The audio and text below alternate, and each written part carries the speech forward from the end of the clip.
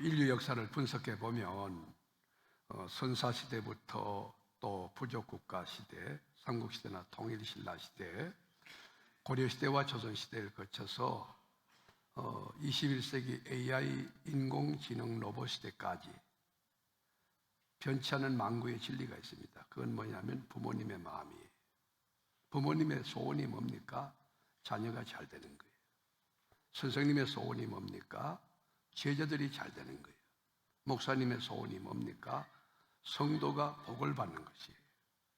이게 만고불변의 진리입니다. 그렇다면 우리를 지으시고 복 주시기 원하는 하나님의 소원이 뭘까? 하나님은 어떤 소원을 가졌을까? 예수를 구주로 믿는 우리 크리스찬들, 하나님의 자녀가 잘 되는 거예요. 우리 크리스찬들이 복을 받고 승리하는 거예요.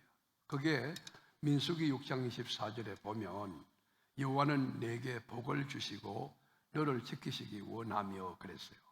하나님은 여러분에게 복 주기 원하고 지키기 원한다. 자동차 몰고 가도, 비행기를 여러분 이렇게 몰고 가도 그 위험한 찰나 순간에 하나님이 지키시기 원합니다. 여러분을 복되게 하시기 원하는 거예요. 여호와는 그의 얼굴을 네게 비추사 은혜 베풀기를 원하며, 하나님이 우리에게 얼굴을 비추신다. 이보다 더 큰 축복이 있어요.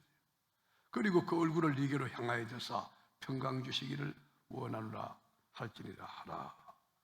그렇습니다.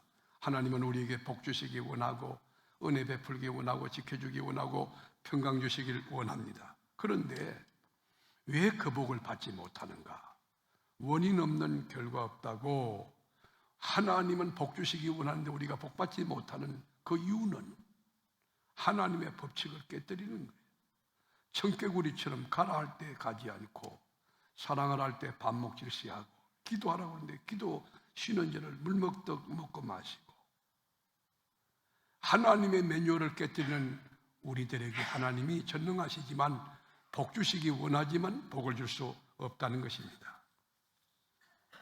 강대상에서 아무리 여러분 주의 사자가 말씀을 바르게 건면하고 선포하고 축복해도, 또 가정에서 부모들이 자녀를 축복해도, 선생님이 제자들을 사랑해서 축복해도 이 믿음으로 축복받을 그릇이 준비 안 되면, 복받을 그릇이 준비 안 되면 하나님도 어떻게 할 수 없다는 것이. 전능하신 하나님도 이 약속이라고 하는 이 시스템, 이 언약을 뛰어넘어서 어떻게 도와줄 길이 없다는 것이. 아무리 여러분 소낙비가 주룩주룩 내려도 이 그릇에 뚜껑을 덮어 놓으면 그 소낙비와 여러분 그릇과 아무 상관이 없는 것이. 하나님은 전능하시고 하나님은 여러분에게 복 주시기 원하고 은혜 베풀기 원하고 지켜주기 원하고 평강 주시기 원하시지만, 여러분이 복받을 그릇이 되지 아니하면 하나님이 그 복을 허락해 줄 수 없다는 것입니다. 여러분, 하나님의 공식이 뭡니까? 하나님의 법칙이 뭡니까? 아론과 그 후손들 제사장들이 축복할 때 하나님이 복을 내린다는 영적인 공식을 갖고 있습니다. 제사장은 축복의 통로입니다. 축복할 때 복이 내린다. 복의 주체는 하나님이에요. 복의 근원은 하나님이신 것이에요. 복을 누가 줍니까? 목사가 주는 게 아니에요. 하나님이 주십니다.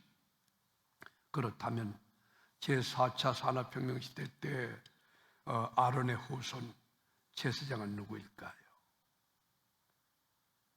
아론의 후손 제사장은 예수를 구주로 믿는 모든 크리스찬들, 우리가 바로 제사장인 것입니다.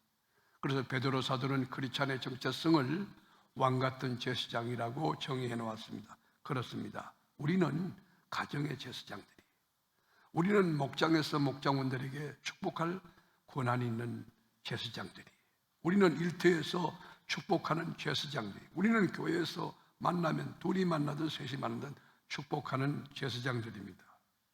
축복은 씨앗입니다. 농부가 씨앗을 뿌릴 때에 그 씨앗이 싹을 트고 잎이 나오고 가지가 나오고 그리고 꽃을 피우고 열매를 풍성히 맺습니다. 왜일까요? 씨앗에서는 생명이 있기 때문에, 생명력이 있기 때문에. 그 생명은 성장하게 돼요. 그리고 확장하게 돼요. 그리고 수확하는 수확력이 있습니다. 축복은 씨앗입니다. 목사의 축복 기도는 민족과 인류 공동체를 복되게 합니다. 부모의 여러분 자녀를 축복하는 것은 자녀의 장래길에 하나님의 은혜와 또 인도하심이 있게 됩니다. 목장장이 목장원들을 축복할 때 목장원들이 복을 받고 잘 되게, 기관장들이 기관원들을 축복할 때, 주님의 이름으로 축복할 때 하나님이 그 기도를 들으시고 복을 내려 주시는 것입니다. 축복을 여러분 많이 받고 사랑을 많이 받고 자란 사람은 자신감이 있습니다. 용기가 있습니다. 자아 중요감이 있습니다. 그것이 잠재력으로 내재되어 있기 때문에 어떤 상황이 닥쳐와도 흔들리지 않고 견고하게 자신을 여러분 건강한 자화상을 갖고 지켜낼 수 있는 것입니다. 성경에 보면 믿음의 조상 아브라함이 이삭을 축복합니다. 빈복 그대로 임했습니다. 이삭이 야곱을 축복했을 때 빈복 그대로 역사화되었습니다. 야곱이 요셉을 위해 축복할 때 요셉이 그 복을 다 받았습니다. 요셉이 에브라임을 축복할 때 비는 복 그대로, 모세가 여호수아를 축복할 때 비는 복 그대로 임했음을 성경이 증언하고 있습니다. 성서적 원리는 뭐냐? 축복할 때 복이 임한다는 것입니다. 오늘은 본문의 주인공 야곱 이야기를 하기 전에 요셉의 할아버지였던 이삭 이야기를 먼저 하려고 합니다. 이삭은 여러분 생물학적 나이가 많아져서 죽음을 앞두고 있을 때 내가 죽기 전에 내가 축복해야지. 두 아들 쌍둥이 에서와 야곱이 둘이 있었는데 아버지 마음에 쏙든 사람은 여러분 남자다운 에서였습니다. 남자는 남성미가 철철 넘쳤습니다. 말도 시원시원하게 하지만 행동도 가감하고 용기 있었습니다. 활과 창과 이거 들고 나가면 언제든지 멧돼지를 잡아오고 노루를 잡고 산토끼를 사냥해 왔습니다. 가족들을 행복하게 했습니다. 가족들의 자랑이었습니다. 행복 전도사였습니다. 그래서 아버지 이삭이 죽기 전에 이 에서를 축복하고 죽어야 되겠다. 그래가지고 에서를 불러서 이야기를, 얘야 너 사냥해서 별미를 좀 가져와라. 내가 먹고 너를 축복하리라. 이 소리를 누가 들었습니까? 이삭의 아내 리브가가 든 것입니다. 리브가는 큰일 났습니다. 왜냐하면 두 아들이 복중에 있을 때 에서와 야곱이 싸울 때 하나님께 기도할 때 큰 자가 작은 자를 섬기리라. 하나님의 약속, 하나님의 섭리, 하나님의 계획은 에서가 야곱을 섬기게 되어 있다는 거예요.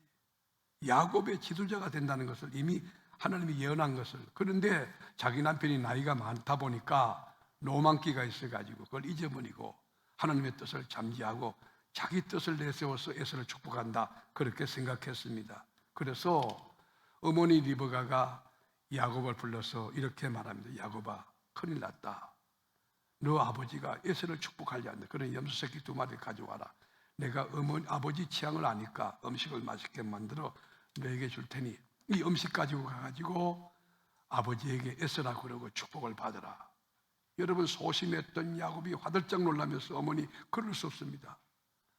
만에 하나 발각되면 축복은 고사하고 저주가 내게 임할 텐데 그 저주 어떡하려고 그러십니까? 어머니 리브가가 말합니다. 그 저주는 내가 받으마. 염려하지 말고 염소 새끼 잡아오너라. 그래가지고 염소 요리를 해가지고 여러분 야곱이 가져가서 여러분 야곱이 그 이제 축복을 받게 했던 것입니다. 우리 그 현장으로 한번 가볼까요? 뭐라고 축복했는가? 27장 27절. 그가 가까이 가서 그에게 입 맞추니, 여러분 굉장히 입체적이죠. 아버지가 그의 옷에 향취를 맡고, 자 가까이 가서 끌어안고 입을 맞추고는 옷에다가 향취를 맡아보는 거예요. 이게 에서냐 이 야곱이냐. 자, 그런데 그에게 축복하는 거예요. 내 아들의 향취는 여호와께서 복 주신 발의 향취로다. 자, 여기서 여러분께 질문 던지겠습니다. 여러분, 여러분 이삭이 야곱인지 여러분 에서인지 진짜 분별하지 못했을까요? 나이가 진짜 많아서 이미 감각이 떨어졌을까요? 저는 그렇게 생각하지 않아요. 물론 이 축복하는데 이게 속이는 줄 알았지만 그 태도가 너무 가상해서, 아니면 그때 하나님이 하신 말씀이 생각나서 축복했을 가능성도 있는 것입니다. 어쨌든 끌어안고 하늘과 땅의 복을 비는 거예요. 그런데 29절에 보면 더 구체적이고 더 역사적인, 더 개인적이고 더 우주적인 축복을 빕니다. 29절에 보면 만민이 너를 섬기고 열국이 네게 굴복하리니 네가 형제들의 주가 되고 네 어머니 아들들이 네게 굴복하며 너를 저주하는 자는 저주를 받고 너를 축복하는 자는 복을 받기 원하노라. 자, 한번 생각해 보세요. 아버지 속였던 여러분 거짓말쟁이, 이 사기꾼, 그리고 형님 여러분 에서를 속였던 이 야곱을 여러분 이삭이 축복한다고 거복이 임하겠느냐 하는 질문이에요. 아버지는 속일 수 있지만, 형은 속일 수 있지만 하나님은 속일 수가 없는데, 천하 만민이 너를 섬기고 열국들이 네게 굴복하며 너를 축복하는 자에게 내가 복을 내리고 너를 저주하는 자에게 저주를 내린다고 하는 이 원리, 이 입체적인 엄청난 축복이 역사에 이루어졌을까 하는 질문입니다. 놀라운 것은요, 이삭이 빈복 그대로 역사에 이루어졌다고 하는 것입니다. 우리 창세기 45장 8절 보시죠. 그런즉 나를 이리로 보내니는, 지금 요셉이 여러분 이집트의 국무총리가 되고 난 뒤에 하는 말이에요. 당신들이 아니요 하나님이시라. 하나님이 나를 바로에게 아버지로 삼으시고 그 온 집의 주로 삼으시며 애굽 온 땅의 통치자로 삼으셨나이다. 여러분, 이삭이 지금 여러분 야곱을 축복했는데 야곱 때는 거복이 임하지 않아도 그 다음 때 손자 때에 요셉에게 그대로 임했다는 거예요. 100% 응치됐다는 것이에요. 하나님은 1.1핵도 변함없이 말씀을 이루어 가시는 분이세요. 할아버지가 빈복 그대로 손자에게 임했다. 만민이 너를 섬기고 열국이 네게 굴복하리니 네가 형제들의 주가 되고 너를 저주하는 자에게 저주가, 너를 축복하는 자에게 축복을 내린다고 하는 이 언약, 여러분 믿으십니까? 저는 이 언약을 믿고 여러분을 축복하고 싶습니다. 신명기 18장 1절에서 14절까지 축복의 콘텐츠가, 그 총체적이고 입체적인 그 축복이 하나도 빠짐없이 여러분에게 임하기를 축원합니다. 세계 모든 민족에게 뛰어난 탁월한 복이 임하기를 축원합니다. 들어가도 복되고 나가도 복된 역사 있기를 축원합니다. 들어가도 나가도 그 떡반죽 그릇과 무생물 생물까지 여러분 자녀들과 가축까지 복받는 역사가 하나님과 바른 관계 맺는 여러분들에게 임하기를 축원합니다.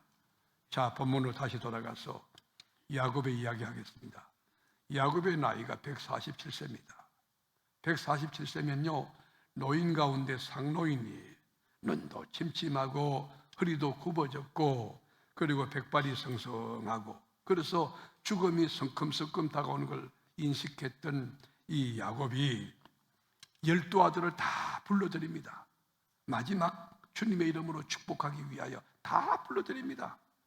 한번 볼까요? 그 현장에 49장 1절, 야곱이 그 아들들을 불러 이르되 너희는 모이라. 죽음을 앞두고 야곱이 다 모았어요. 너희가 후일에 당할 일을 내가 너희에게 이르리라. 여러분, 후일에 당할 일이 뭐예요? 앞으로 너희들에게 이러한 일이 있으리라는 거 예언하는 거예요. 믿음으로 선포하는 거예요. 너희는 모여 들으라. 야곱의 아들들아, 너희 아버지 이스라엘에게 들을지어다. 아버지가 하는 말이 잠언이다는 거예요. 하나님이 내게 주신 메시지가 있다는 그거를 이렇게 선포하고 전하는 거예요. 자, 그런데 여러분, 그 축복의 기준이 뭡니까? 147살 된 이 상노인이 행설수설했겠습니까? 그렇잖아요. 저는 이 본문을 읽으면서 유레카를 외친 거예요.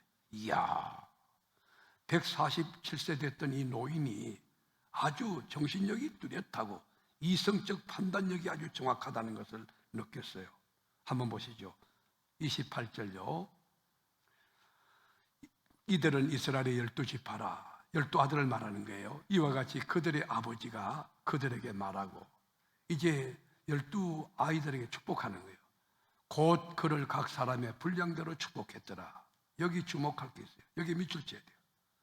각 사람의 분량대로 축복했더라. 아버지가 평상시 아이들을 이렇게 보니까 큰 놈부터 저 12 마지막까지 다 성향을 알고 기질을 알고 그 인격을 알고 신앙을 알고 아는 거예요. 그러니까 이 아이 그릇이 어떤 그릇인가, 축복받을 그릇이 무언가를 아는 거예요. 저는 이 목회하면서 여러분 성도를 이렇게 볼 때 장로님들이 어떤 분인가 제가 유심히 살펴보면 복을 받을 그릇이 되는가 안 되는가, 거기 합당한 복을 비는 거예요. 합당한 복을 각 사람의 분량대로 축복하였더라. 평상시 야곱이 여러분 자세히 관찰하여 아이들을 보고 있는 것입니다. 각 사람의 분량대로 축복했다.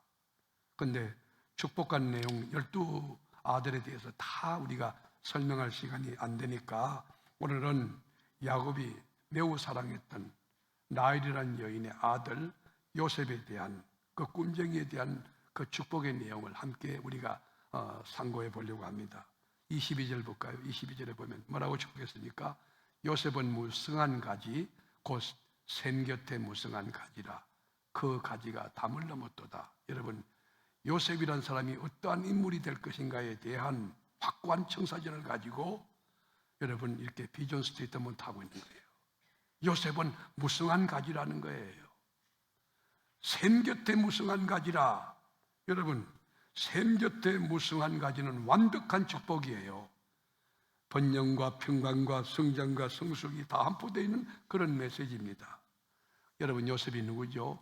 요셉이란 뜻은 수치를 제거한다는 뜻이에요. 여러분, 형제들에게도 왕따를 당했던 그 수치스러움, 가족들에게도 거절당했던 거절감의 상처를 입고 있는 이 요셉, 그리고 보디발 집에서 종살이했습니다. 억울한 누명 쓰고 감옥 속에는 죄수였습니다. 이런 자괴감과 무력감과 상실감과 분노 속에 있는 이 요셉의 수치를 다 제거했다. 요셉은 이름대로 된 사람입니다. 야곱은 요셉을 어떻게 축복했느냐? 샘 곁에 무성한 가지라. 그 가지가 담을 넘었도다. 여러분, 샘 곁에 심겨온 이 나무, 샘 곁에 심겨온 나무 같은 요셉이 될 때에 수분이 넉넉함으로 가뭄이 여러분 관계없습니다. 가지가 쭉쭉 뻗어 잎사귀가 막 나아가고, 그리고 열매가 주렁주렁 맺혀서 담을 넘어갔다는 것이에요. 당대뿐 아닙니다. 후손 만대 이 창대한 축복이 이루어질 것을 지금 예언하고 있는 것입니다. 여러분께 묻습니다. 은 20에 팔려간 무력한 노예 요셉에게 이 축복이 가능할까요? 억울한 누명 쓰고 감옥 속에 떨어져 2년간 옥고를 치렀던 죄수에게 이 복이 가능할까요? 어떻게 여러분 노예였고 죄수였고 깨질 대로 깨졌던 망할 대로 망한 이 요셉에게 샘 곁에 심겨온 무성한 가지가 되는 그 은혜, 그리고 담을 넘어가는 그 축복을 받을 수 있을까요? 여러분, 오늘 하나님께서 주시는 축복의 원리는 뭡니까? 어떻게 해야만 샘 곁에 심겨온 무성한 가지가 되고 그리고 담을 넘어가는 그 축복의 주인공이 될 수 있습니까? 요셉이 그 축복 받은 것은 팩입니까? 스마트한 머리입니까? 화려한 스펙입니까? 정직성입니까? 그렇지 않아요. 첫 번째도 두 번째도 세 번째도 하나님의 이 복을 받은 것은 전적인 주님의 은혜입니다. 솔라 그라티아예요. 요셉의 의로움과 요셉의 노력과 요셉의 실력이 아니고 전적인 하나님의 은혜예요. 형들이 다 죽이려 했을 때 죽음 가운데 구출한 것도 하나님의 은혜고, 시위대장 보디발 집에 가정 총무가 된 것도 하나님의 은혜고, 그리고 감옥에서 이연 옥고를 치를 때에 거기에서 국무총리실로 가는 것도 하나님의 은혜고, 그리고 7년 풍년이 들었을 때 7년 흉년이 올 것을 대비하여 이집트를 복되게 하고 인류 공동체를 복되게 한 그 역사도 하나님의 은혜입니다. 여기에 복음이 있습니다. 전적인 타락과 전적인 무능과 부패 속에 있는 우리라 할지라도 하나님이 은혜 주시면 구원받을 수 있습니다. 하나님이 은혜 주시면 강건할 수 있습니다. 하나님이 은혜 주시면 의인이 되고 하나님 자녀가 될 수 있습니다. 하나님이 은혜를 주시면 천국 갈 수 있습니다. 하나님이 은혜를 베풀어 주시면 샘 곁에 무성한 가지가 되고 담을 넘어서 인류 공동체에 주목받는 탁월한 축복의 주인공이 될 수 있습니다. 누가 이 복을 주시죠? 누가 이 은혜를 허락합니까? 복의 주체가 누굽니까? 우리가 25절에 보면 네 아버지의 하나님께로 말미암나니, 하나님께로 말미암아 되는 거예요. 그가 너를 도우실 것이요 하나님이 도우신다는 전능자로 말미암나니 그가 내게 복을 주실 것이라. 위로 하늘의 복과 아래로 깊은 샘의 복과 젖먹이는 복과 태의 복이리로다. 여러분, 이 총체적 초월적인 복이 요셉에게 임했던 이 복이 산부예배에 참여한 여러분에게도 동일하게 임할 수 있기를 주의 이름으로 축원합니다. 샘 곁에 무성한 가지가 되어 담장을 넘는 요셉의 그 축복의 원리를 이렇게 설명합니다. 창세기 39장 2절에 보면 여호와께서 요셉과 함께 하심으로 그가 형통한 자가 되어 그의 주인 애굽 사람의 집에 있으니 여호와께서 함께 한다는 거예요. 여러분, 축복 가운데 축복이 뭐예요? 하나님이 함께 하는 거예요. 예수 믿는 것이 뭡니까? 하나님과 함께 살아가는 것이에요. 예수 믿는 사람은 어디를 가든지 주님이 함께 동행하는 것이에요. 식사 시간에도, 그리고 화장실 출입할 때도, 자동차를 운전할 때도 하나님이 나와 함께 계시는데, 천지를 지으신 여러분 전능하신 하나님이, 만복군 하나님이 나와 함께 계신다. 여러분, 그 사람이 복이 있지만, 그 사람이 축복의 통로가 되지만, 그 사람이 가는 데마다 변화의 물결이 일어나는 것이에요. 3절에도 보면 그의 주인이 여호와께서 그와 함께 하심을 보며, 이게 그의 주인이 누구예요? 시위대장 보디발입니다. 우리로 말하면 청와대 대통령 경호실장이에요. 어쩌면 제2인자 할 수 있어요. 그런데 시위대장이 볼 때에 요셉이라는 사람은 비록 노예지만 하나님이 함께 하는 걸 보는 거예요. 그리고 여호와께서 그의 범사에 형통하게 하심을 보았더라. 요셉이란 아무것도 아닌 나싱이라는 노예 하나가 들어왔는데, 그 노예 하나가 들어오고 난 뒤에 가정이 평안해지고 가정이 막 복되고 가정이 잘 되는 거예요. 하나님이 함께함을 보았다는 거예요. 5절에 한번 보면요, 그래서 가정의 모든 것을 다 요셉에게 일임합니다. 시위대장이 전부 다 네 마음대로 하라고 해요. 결재권을 넘겨줬어요. 그가 요셉에게 자기의 집과 그의 모든 소유들을 주관하게 한 때부터 여호와께서 요셉을 위하여 그 애굽 사람의 집에 복을 내리심으로 여호와의 복이 그의 집과 밭에 있는 모든 소유에 맺힌지라. 누구를 위하여? 요셉을 위하여. 하나님이 함께하는 요셉을 위하여. 여러분, 이 시위대장의 집에 복을 내리시는데 그 집과 그의 밭에 있는 모든 소유물에 맺힌지라. 생물과 무생물까지 다 복을 받는 거예요. 고대 건동에는 물이 여러분 없습니다. 물이 적습니다.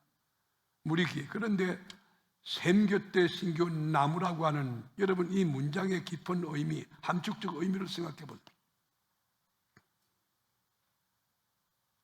샘 곁에 심겨온 무성한 가지가 됐다. 인생이라고 하는 것은 능동태가 아니에요. 수동태예요. 내가 샘 곁에 심기집니까? 나무 지가 어떻게 갑니까? 안 되는 거예요. 우리가 계획을 세운다고 되는 게 아니에요. 하나님이 걸음을 인도할 때 잘 될 줄로 믿습니다. 하나님의 은혜가 있을 때 되는 거예요. 그래서 시편 1편 3절에도 보면 그는 시냇가에 심은 나무가 철을 따라 열매를 맺으며 그 잎사귀가 마르지 않은 것 같이 그 하는 모든 일이 다 형통하리로다. 여러분, 그는 누굽니까? 우리가 예수를 바로 믿을 때 시냇가에 심겨온 나무가 시냇가에 심겨지는 것은 누군가는 옮겨놨다는 거 아닙니까? 우리가 아무리 위대한 계획을 세우고 설계하고 노력하고 그래도 하나님이 걸음걸음을 인도하고 우리를 도와줄 때만이 승리하고 성공하고 잘 될 수가 있는 것입니다. 아침 일찍 일어나고 늦게 눕고 수고의 떡을 먹음이 허사예요. 하나님이 지켜줘야 될 줄로 믿습니다.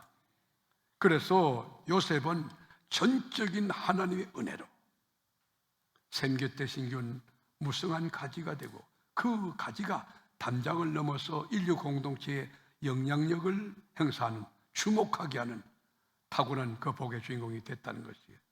또 하나, 요셉이 샘 곁에 심겨온 무성한 가지가 되는, 그리고 담장을 넘는 축복을 받은 이유는 삶의 현장에서 성실하게 정직하게 주어진 코스 위에서 최선을 다해, 더 베스트, 최선을 다해.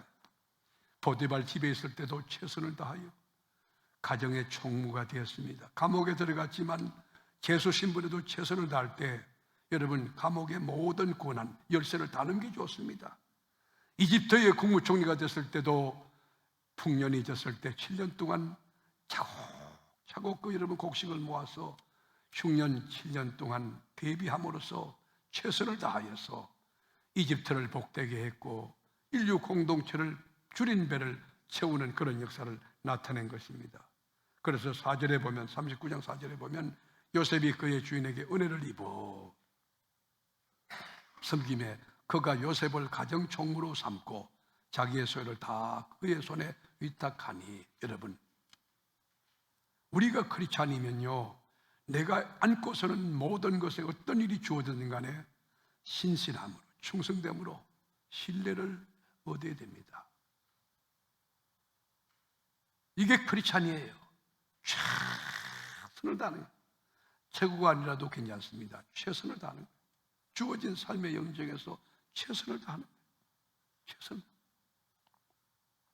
저는 아이들이 막 걷고 뛰고 운동도 하고 축구도 하고 이런 아이들도 참 좋고 사랑하지만은요, 지금 우리 그 손자 보니까 1살 됐을 때 막 그게 엎으려고 막 몸부림치다가 한 번 우째다가 엎어져요. 그러다가 이렇게 말을 하는데 뭐 엄마 아빠 해보라고 자꾸 그러는데 내가 보기에는 이렇게 하는 건데 자기 엄마는 듣기는 엄마라고 했다는 거예요. 막 우기는 거예요. 엄마라고 했다고. 그 할아버지라고 하는데 여러분, 할아버지라면 할부하고 할부? 할아버지라고도 못해. 할부. 근데 여러분 그 어린이집에 갔더니만 얘가 천재라는 거예요. 천재. 여러분 그러면 천재가 천지에 가득 차지. 천지에 가득 차지. 그런데 제가 뭘 아느냐, 어린 것이 여러분 걷는데 힘을 다하여 걷는 거, 그것이 아름다워 보이는 거예요. 여러분 우리가 부족하지만, 우리가 넘어지지만, 주의 뜻대로 100% 다 지키지 못하지만 주님의 뜻대로 살려고 몸부림치는 최선 다하는 그 모습, 주님께서 감동하시고 기뻐할 줄로 믿습니다. 요셉은 복받은 이유가 최선을 다하는 최선을 다해요. 여러분 하나님과 바른 관계 맺고 삶에 주어진 현장에서 최선을 다할 때 하나님께서 어떤 복을 약속했습니까? 예레미야 17장 7절에 보면 그러나 무릇 여호와를 의지하며 여호와를 의뢰하는 그 사람은 복을 받을 것이라. 하나님을 의뢰하고 의지하는 복을 받는다. 그는 물가에 심어진 나무가 그 뿌리를 강변에 뻗치고 더위가 올지라도 두려워하지 아니하며 그 잎이 청청하며 가무는 해도 걱정이 없고 결실이 거치지 아니함 같으니라. 할렐루야. 샘 곁에 심겨운 나무 뿌리를 여러분 강변에 뻗치고 더위가 올지라도 가뭄이 올지라도 사막 한복판에 있을지라도 잎이 청청하며 가무는 해도 걱정이 없고 결실이 거치지 아니함 같으리라. 하나님 약속이에요. 여러분 이 은혜 가운데 여러분이 서기를 바랍니다. 이 은혜 가운데 살게 되기를 바랍니다. 이 말씀의 주인공이 되기를 축원합니다. 그리고 요셉은 환난과 핍박과 역경이 닥쳐올 때에 그 어려운 불 같은 여러분 용광로 같은 그 현장에서 묵묵히 말씀을 붙들고 끝까지 믿음을 지키고 나갈 때에 담장을 넘어서 가지가 무성한 가지로서 샘 곁에 뿌리를 받고 이렇게 축복받는 그 주인공이 됐다는 것이에요. 요셉의 삶을 보면요, 대적들이 전우좌우에 너무 꽉 차서 진퇴유곡의 삶이에요. 우리가 창세기 49장 23절에 보면 할 수 없는 자가 그를 학대하며 적개심을 가지고 그를 쏘았으나, 형제들도 그렇죠. 형들 다 죽이려 했지 않습니까? 누가 요셉을 여러분 응원하고 지지했습니까? 그런데 하나님이 그를 도와요. 요셉의 팔은 도리어 굳세며 그의 팔은 힘이 있으니 이는 야곱의 전능자 이스라엘의 반석 목자의 손을 힘입습니다. 누구의 손을 힘입어요? 이스라엘의 반석인 목자의 하나님의 손을 힘입습니다. 이 아침에도 여러분 하나님의 손을 힘입는 여러분 한 분 한 분, 여러분 가정 자녀들이 되기를 주의 이름으로 축원합니다. 그런데 야곱이 이렇게 축복한 대로요, 요셉의 인생 행로에 활을 쏘고 창을 던지는 사람이 너무 많았지만 그를 학대하고 그리고 무시하고 적개심을 품고 공격했지만 하나님이 그들의 활을 전부 다 꺾어버리시고 무력화시켰어요. 하나님이 함께하는 요셉에게는 여러분 그의 인생의 힘이 권세가 있었어요.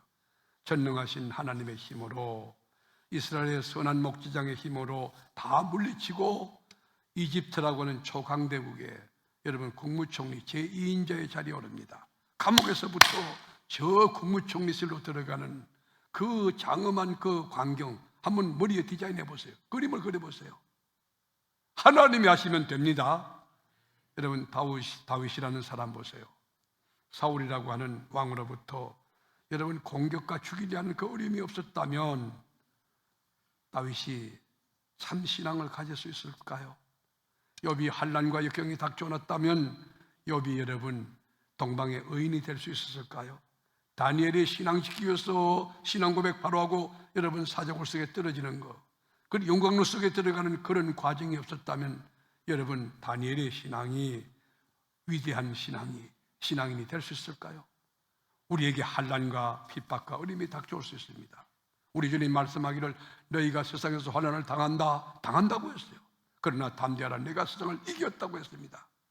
욥이 축복받은 이유는 그의 인생이 산전수전 육박전 공중전 말로 할 수 없는 전쟁에 여러분 포화 속에 있었지만 믿음을 지키고 말씀을 붙들고 끝까지 여러분 신앙을 가지고 승리해 갈 때 하나님이 샘 곁에 뿌리를 박은 무성한 가지가 되게 하고 담장을 넘어 선한 영향력으로 전 세계를 주목받는 인물이 되게 해주셨던 것입니다. 사랑하는 교우 여러분, 여러분이 샘 곁에 심겨온 가지가 되어 여러분 그 가지가 담을 넘어 전 세계로 나가는 그런 역사, 놀라운 역사, 오늘 말씀의 주인공이 바로 여러분이 될 수 있기를 주님의 이름으로 축복합니다. 그 원리가 뭡니까? 하나님은 복 주시기 원하고 은혜 베풀기 원하고 지켜주기 원하고 평강 주기 원하는데 그 축복받는 비결이 뭡니까? 복받을 그릇을 준비하는 것이에요. 복받을 그릇이 뭐죠? 먼저 주의 은혜를 입어야 됩니다. 하나님의 자비와 긍휼을 입어야 돼요. 하나님이 나를 사랑해 주시고 내가 부족함에도 불구하고 덮어주시고 십자가 보혈로 가리워주시는 그 은혜 입어야 돼요. 그리고 삶의 현장에서 정직과 성실로 최선을 다해야 돼요. 우리가 주어진 삶에서 최선을 다해야 돼요. 저 사람은 믿을만하다. 뭘 맡기든지 기도를 맡기면 기도가 그렇고 너무너무 난 우리 교회 교인들 가운데 그런 권사님들 그런 분들이 많이 계십니다. 내년도도 지금 고민이 이분 너무 신실하다, 참 고맙다, 마음속에 감동이, 이분은 한 번 더 유임하면 어떨까, 뭐 그런 생각들. 여러분, 하나님의 은혜를 덧입는 자, 복받을 그릇을 준비하는 자, 이것이 지혜로운 자예요. 환경과 처지 아무 관계없어요. 하나님이 하시면 여러분 감옥 속에 있는 요셉을 끄집어내 국무총리 되게 하신 하나님, 다윗 팔레스타인에서 여러분 먹치는 목송이었지만 블레셋 거장 골리앗을 물맷돌 5개 가지고 KO시킨 그 하나님의 역사 나에게도 일어나고 여러분에게 일어나고 여러분 자녀에게도 일어나고 우리에게 속한 전 교우들에게 이 역사가 현실화될 줄로 믿습니다. 이제 복받을 그릇을 준비합시다. 하나님의 은혜를 덧입고 그리고 주어진 삶에서 성실하게 최선을 다하는 거예요. 그리고 환난이 오고 역경이 오고 당연히 시험이 오죠. 그러나 기쁘게 여기면서 언약을 붙들고 그래 하나님 말씀이 우리 가운데 이루어지지, 주님이 나와 함께 계시지, 끝까지 가는 끝에는 자유가 있고 승리가 있고 샘 곁에 심겨온 나무 같은 그리고 담장을 넘어가는 그 위대한 찬란한 영광을 여러분이 경험할 수 있고 그것을 노래로 고백하는 아름다운 일들이 여러분 삶에 지금부터 계속 일어나게 될 줄로 믿습니다.